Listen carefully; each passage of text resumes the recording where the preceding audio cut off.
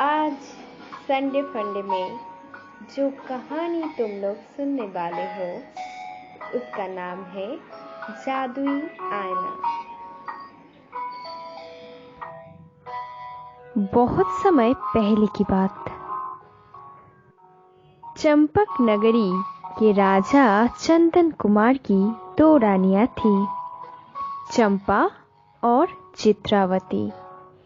बड़ी रानी चंपा बहुत ही साहसी थी। उनकी साहस और वीरता से उन्होंने एक बार शत्रु देश के आक्रमण से इस नगरी को बचाई थी।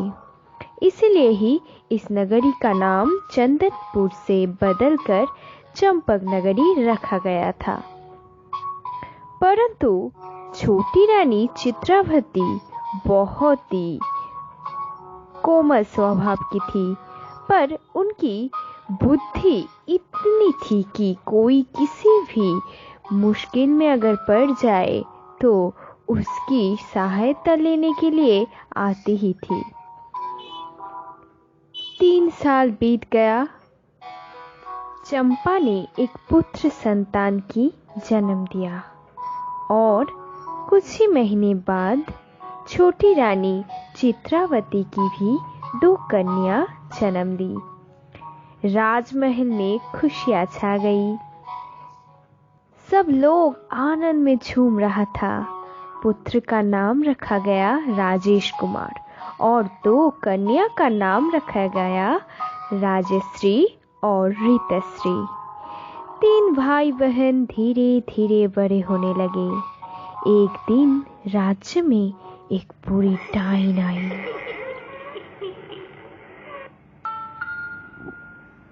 वो 3 भाई बहन का उम्र तब 12 साल हुआ।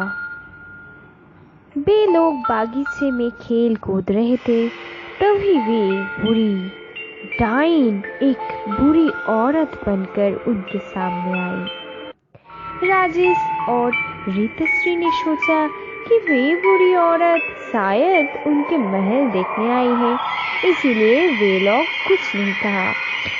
परंतु ऋतश्री को संदेह हुआ। वे तुरंत बोलने लगी, आप कौन हो? यहाँ क्या करने आए हो? आपको तो मैंने यहाँ कभी नहीं देखा। आप कहाँ के निवासी हो? यहाँ आपको क्या चाहिए? बोलिए। बुरी औरत बोलने लगी, मैं बहुत दूर से आई हूँ। मुझे यहाँ के राजा से है। राजेश ने तुरंत सिपाही को बोला और तुरंत ही राजा के पास खबर पहुंच गई। महाराज ने उन्हें बुलाया। बुरी औरत महाराज के पास जाके बोली कि महाराज, मुझे आपकी ये राज्य चाहिए। महाराज तो गुस्से से लाल हो गई। सभा में सभी लोग बहुत ही गुस्से से उस बुरी औरत को देखने लगे। कौन है ये? ऐसी हिम्मत?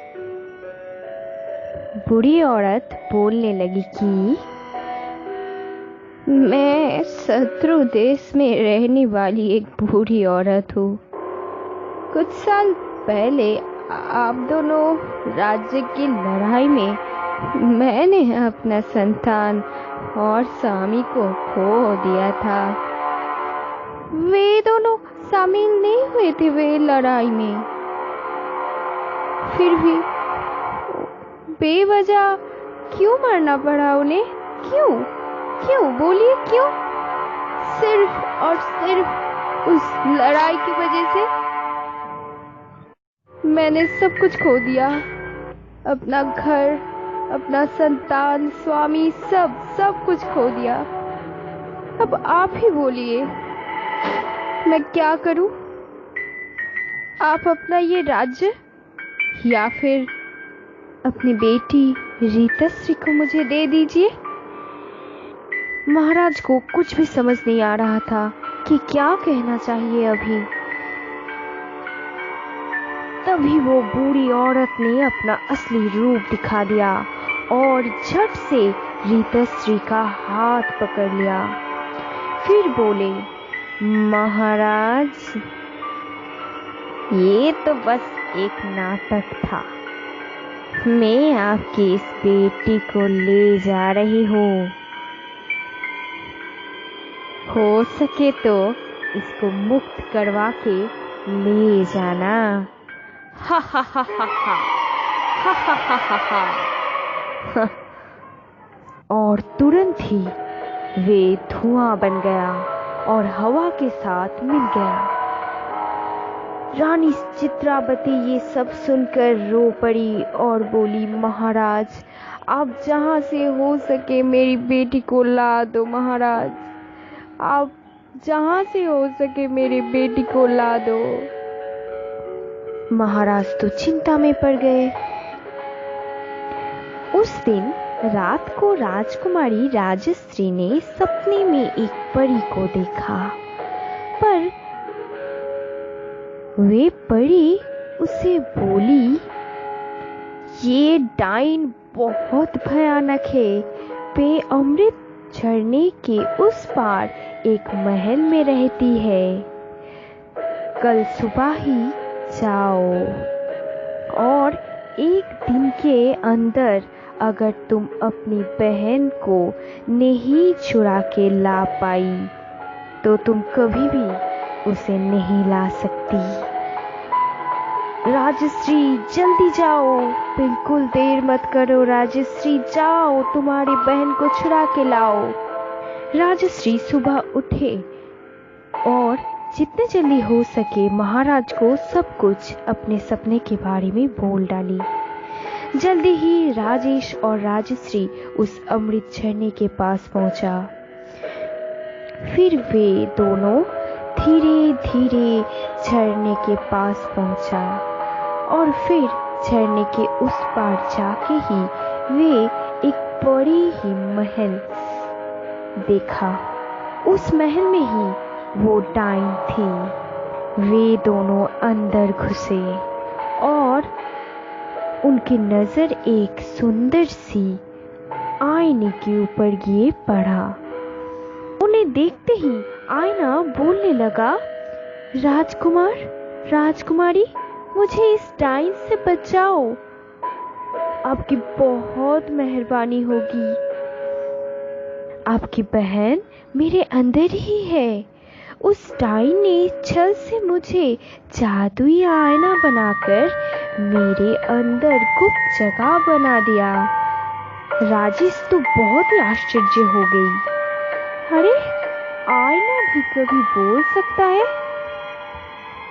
राजश्री ने आईने से पूछा, जादुई आईना, आपको क्या पता है कि इस डाइन को कैसे हरा पाऊं? अगर बहन को वापस लाने से पहले ही डाइन इस महल में आ गया तब? आईने बोलने लगी, तुम पहले अंदर जाओ, वहां एक गुफा है, उसके अंदर एक पिंजरे में तुम्हारी बहन है। उसके बाद और थोड़ी ही दूर जाना तो तुम एक तालाब देखोगे। उस तालाब में एक रंग बिरंगी मछली है। वे इस समय उस भयानक डाइन का प्राण संभाल रही है। अगर तुम उसे मार पाओ तो भी तुम तालाब के अंदर जा पाओगे। तालाब के एकदम नीचे ही एक बक्सा दिखेगा, उसके ही अंदर डाइन का प्राण है। राजश्री ने आईने को धन्यवाद देकर उस आईने के अंदर घुस गई और राजेश को बोला बाहर रहने के लिए। अगर डाइन आ जाए तब उसे डाइन से लड़ाई करना पड़ेगा। राजश्री आईने के अंदर घुसकर उस गुफा को ढूंढने लगी। करीब 1 घंटा चलने के बाद उसे एक गुफा मिली। वे गुफा के अंदर जाके ही उसे अपना बहन की रोने की आवाज सुनाई दी। वे जल्दी जाकर रीतश्री को पिंजरे से बाहर निकाली और दोनों मिलकर उस तालाब के किनारे पहुंचे। तालाब के पानी में एक रंग बिरंगी मछली घूम रही थी। राजश्री ने तुरंत तीर निकाली और उस तीर के घाव से उस मछली को मार डाली। फिर धीरे धीरे वे पानी के अंदर तैरते हुए नीचे पहुंच गई। वहां एक बॉक्स मिली उसे, वही बॉक्स जिस बॉक्स में वो डाइन की प्राण थी। उधर डाइन लौट आई और महल के अंदर आते ही उसे इंसानी गंध मिली और देखते ही देखते उसकी नजर राजेश के ऊपर पड़ी। राजेश ने भी डाइन से जमकर लड़ाई किया और दोनों की लड़ाई चढ़ने लगी। इधर राजश्री को वो बक्सा मिल ही गया। वे बक्से को तालाब से बाहर ले आई और उसके अंदर से एक मधुमक्खी निकाला। राजश्री ने तुरंत उस तलवार से मार डाला मधुमक्खी को और उसके अंदर से निकाला एक गोल चीज। हवा लगते ही वो गोल चीज फट गया। उस तरफ डाइन का शरीर भी जलने लगा और थोड़ी ही देर में वो पूरा राख बन गई। उसके बाद राजश्री और रीतश्री ने आईने से बाहर आ गई। वे जादुई आईना फिर से पहले की तरह एक सीधा साधा आईना बन गया। तीनों भाई बहन खुशी खुशी उस आईने को लेकर अपने घर पे आ गई और राजमहल में उस आईने का एक अलग सी जगह बना दिया गया। अगर ये स्टोरी आप लोगों को अच्छा लगा तो कमेंट करके बोल देना और ऐसी स्टोरी मिलने के लिए मेरे चैनल स्टोरी स्ट्रीट को सब्सक्राइब कर देना। ओके, नेक्स्ट वीक लाते हैं और एक नया स्टोरी। तब तक के लिए अच्छे रहिए, खुशी रहिए, बाय।